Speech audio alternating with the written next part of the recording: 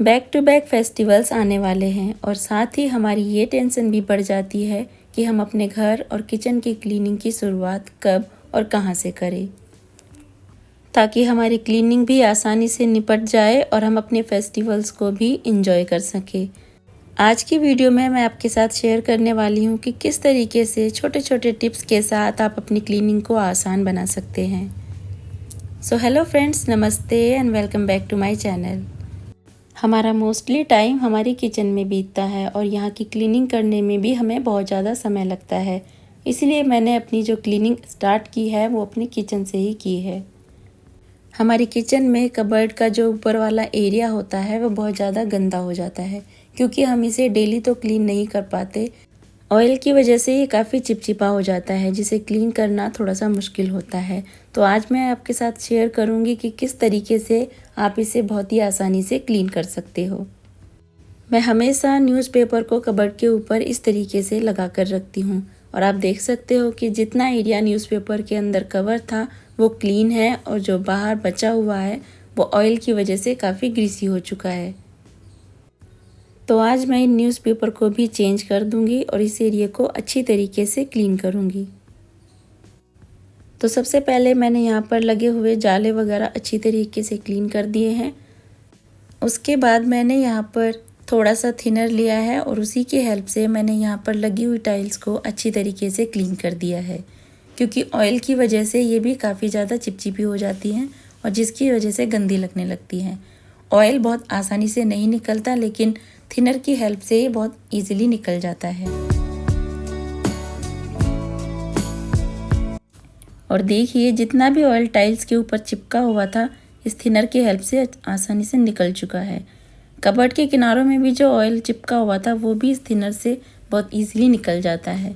उसके बाद आप कोई भी डिटर्जेंट पाउडर ले लीजिए या फिर विम लिक्विड जेल ले लीजिए, उससे सॉफ्ट स्क्रब से टाइल्स को अच्छी तरीके से क्लीन कर दीजिए।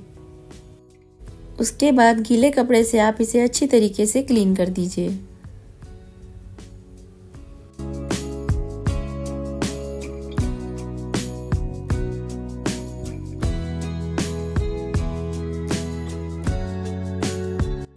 कभी कभी किचन चिमनी के पास भी इस तरीके से ऑयल जमने लगता है, जो देखने में बहुत ही गंदा लगता है।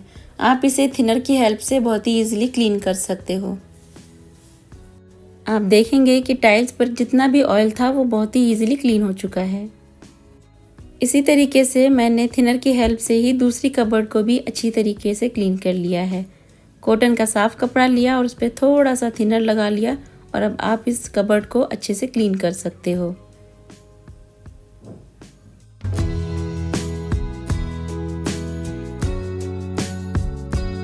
दूसरी तरफ की टाइल्स को भी मैंने इसी थिनर से क्लीन कर दिया है और आप देख सकते हैं कि इस थिनर की हेल्प से टाइल्स पर जमा हुआ ऑयल निकल चुका है और कितनी अच्छी तरीके से क्लीन हो चुकी है। जब भी इस तरह की क्लीनिंग करें तो हमेशा पुराने स्पंज का ही यूज करें, क्योंकि उससे टाइल्स और कबर्ड के ऊपर कोई भी स्क्रैच नहीं आते और ये बहुत अच्छी तरीके से क्लीन भी हो जाते हैं। कबर्ड के जो ऊपर एरिया होता है इसे आप टाइम टू टाइम यदि क्लीन करते रहेंगे तो ये बहुत ज़्यादा गंदा भी नहीं होगा और ये इजीली क्लीन भी हो जाएगा।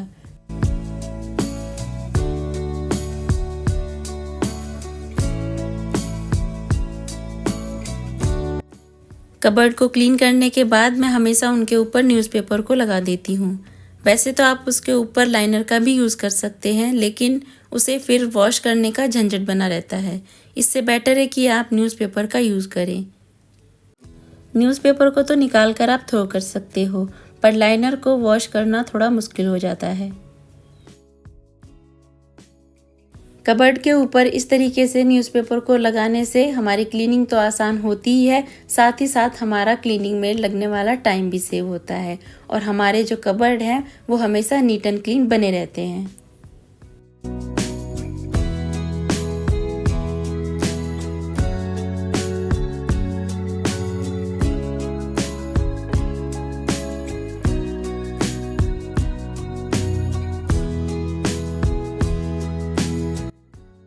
कबर्ड को क्लीन करने के बाद मैंने पेंट्री को क्लीन किया है, क्योंकि इसमें मेरे 2 से 3 घंटे आराम से लग जाते हैं। तो घर के सारे जो भी बेसिक से काम होते हैं उनको निपटाने के बाद मैंने इसकी डीप क्लीनिंग शुरू की है। तो सबसे पहले मैंने इसको खाली कर दिया है, जितना भी सामान इसमें था वो सभी निकाल लिया है।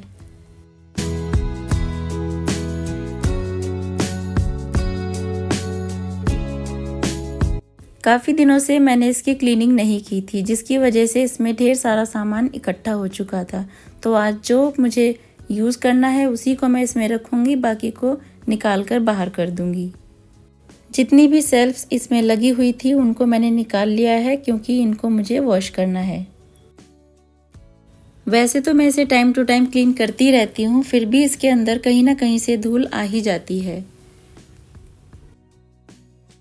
इसे क्लीन करने के लिए मैंने यहाँ पर DIY क्लीनर का यूज़ किया है। स्प्रे करने के बाद आप इसे किसी साफ कपड़े से अच्छे से क्लीन कर दीजिए, ताकि जो भी इस पर चिपकी हुई गंदगी हो या धूल मिट्टी हो वो इजीली निकल जाए।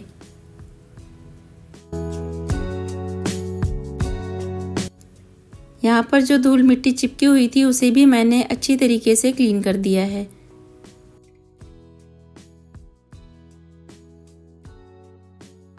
उसके बाद मैंने इसमें क्लीनर को स्प्रे किया और इसे साफ कपड़े से अच्छे से क्लीन कर दिया। और देखिए कितनी अच्छी तरीके से ये क्लीन हो चुकी है। जो भी दाग धब्बे इस पर लगे हुए थे वो भी आसानी से निकल चुके हैं। उसके बाद मैंने इन शेल्फ्स को अच्छी तरीके से क्लीन कर लिया है।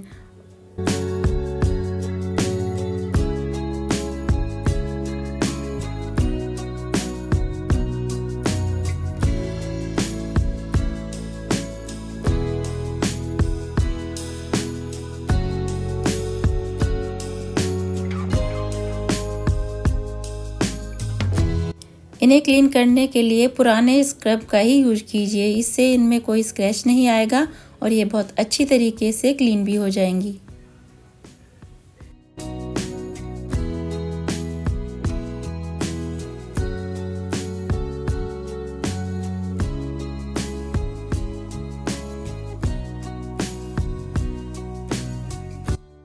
सभी शेल्फ्स को मैंने अच्छे से वॉश कर लिया है और एक कपड़े पर सुखाने के लिए छोड़ दिया है।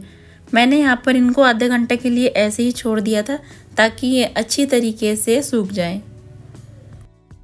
इनके अंदर जो ये लाइनर लगे हुए थे इनको भी मैंने डिटर्जेंट से वॉश कर लिया है और इन्हें भी मैंने सुखाने के लिए छोड़ दिया है। उसके बाद जितने भी ये कंटेनर थे उनको मैंने खाली किया और इनको वॉश करने के लिए मैंने रख लिया है। अब मैं इन सबको वॉश कर लूँगी और अच्छी तरीके से सुखाने के बाद ही इनमें मसालों को फिल करूँगी। इस तरह की क्लीनिंग को भी हमें टाइम टू टाइम करना चाहिए। इससे हमारे जो कंटेनर हैं वो तो क्लीन होते ही हैं, साथ ही साथ हमें ये भी पता चलता है कि कितने मसाले हमारे पास बचे हुए हैं या किसी मसालों की डेट तो एक्सपायर नहीं हो चुकी। जब भी कंटेनर को क्लीन करें तो उन्हें अच्छी तरीके से सुखाने के बाद ही उनमें मसालों को फिल करें। अगर आप धूप में सुखाना चाहते हैं तो उन्हें 1 घंटा धूप में भी ज़रूर सुखाइए।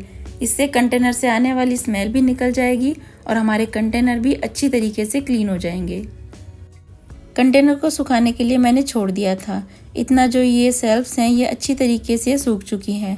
जो हल्की फुल्की बची है उसको मैंने इस तरीके से कपड़े से क्लीन कर दिया है और अब मैं इसको पेंट्री के अंदर अरेंज कर दूंगी।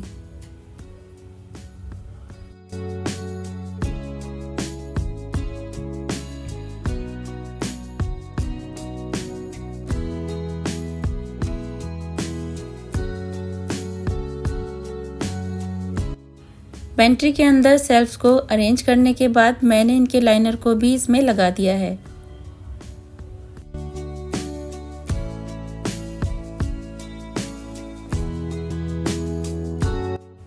और देखिए कितनी अच्छी तरीके से ये क्लीन हो चुकी है। जितने भी कंटेनर थे वो भी अच्छी तरीके से सूख चुके हैं और अब मैं इनमें मसालों को फिल कर दूंगी। मसालों को फिल करने के बाद मैंने इन्हें पेंट्री में अरेंज कर दिया है। ज़रूरी नहीं है कि हम ढेर सारे कंटेनर खरीदें। कभी कभी हमारे पास सामान के साथ भी कुछ कंटेनर आ जाते हैं, जिन्हें अच्छी तरीके से वॉश करके मैं हमेशा यूज़ में ले लेती हूँ। चीज़ों को अरेंज करना हमारे ही हाथ में होता है, तो हम उसे किसी भी तरीके से अरेंज कर सकते हैं। इसके लिए ज़रूरी नहीं कि हमें ढेर सारे ऑर्गेनाइज़र ही खरीदने हैं, हम अपने तरीक़ों से भी अपनी चीज़ों को ऑर्गेनाइज रख सकते हैं। इस तरह की छोटी छोटी बातों का ध्यान रखकर आप अपनी चीज़ों को वहीं से उठा सकते हैं जहाँ पर आप रखते हैं, क्योंकि आपको पता होता है कि क्या चीज़ आपने कहाँ पर अरेंज की है।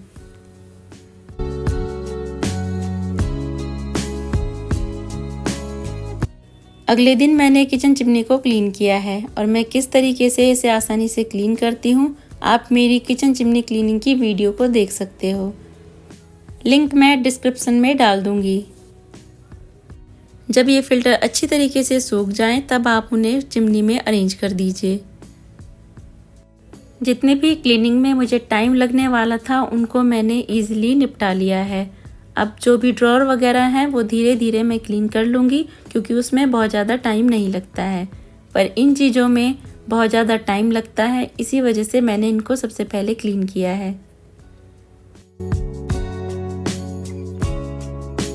सो फ्रेंड्स, किस तरीके से मैंने अपनी क्लीनिंग को स्टेप बाय स्टेप निपटाया है, मैंने आपके साथ शेयर किया है। अपनी आगे की क्लीनिंग को मैं आपके साथ अपनी नेक्स्ट वीडियो में शेयर करूँगी। वीडियो में दिए गए आइडियाज़, टिप्स एंड ट्रिक्स अगर आपको पसंद आए हों तो वीडियो को लाइक कर दीजिए। मिलते हैं ऐसे ही मोर वीडियोज़ में। Till then take care and bye bye.